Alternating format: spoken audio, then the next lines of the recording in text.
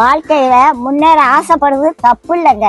எதையாவது பண்ணி எப்படியாவது முன்னேறிடணும் அப்படின்னு நினைக்க கூடாது. அப்படி நினைச்சா ஏதாவது சிக்கல்ல மாட்டிக்கிடுவோம். கடவுள் உங்களை ஏத்த வேலையில உயர்த்த வருங்க. சில பேரு எப்படியாவது காசு பணத்தை சம்பாதிச்சிடணும், அப்பதான் வயசான காலத்துல நிம்மதியா உட்கார்ந்து சாப்பிடலாம்னு நினைப்பாங்க.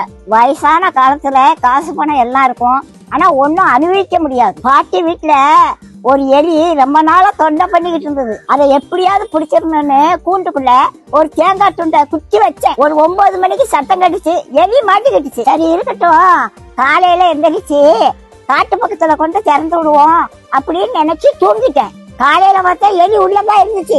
ஆனா அந்த தேங்காய் துண்டை அதை நக்கி கூட பார்க்கலங்க. எப்படி வச்சானோ அது அப்படியே இருந்துச்சு. ராத்திரி முழுவதும் உள்ளதான் இருந்துச்சு. அந்த தேங்காய் துண்டை திங்கலாம்ல, அதுக்கு மரண பயம் வந்துட்டு அதனால தேங்காய் துண்டை திங்கிறதுக்கு மனசு வரல. அதுக்கு தேங்காய் துண்டை விட நம்ம உயிர் பிழைச்சா போதும்னு அது இருந்துச்சு.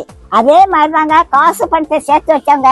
கடைசி காலத்துல ஒன்னையும் அனுபவிக்க மாட்டாங்க. லட்டை பார்த்த உடனே வாயில எச்சி வரும், ஆனா டாக்டர் சொன்னது ஞாபகத்துக்கு வரும், லட்டை தின்றாத சுகர் ஏறி போயிரும் அப்படின்னு சொல்லியிருக்காங்க. ஆசைப்பட்ட ஒரு லட்டை திங்க முடியல, காசு பணம் இருந்து என்ன செய்ய? கடவுளோட ஆசீர்வாதம் இருந்துச்சுன்னா கடைசி வரைக்கும் நல்லா சாப்பிடலாங்க.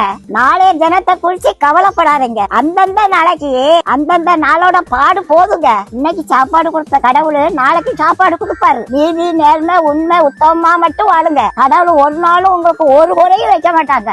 நம்ம எப்படி சம்பாதிச்சோங்கிறத கடவுள் பார்த்துக்கிட்டே இருக்காருங்க.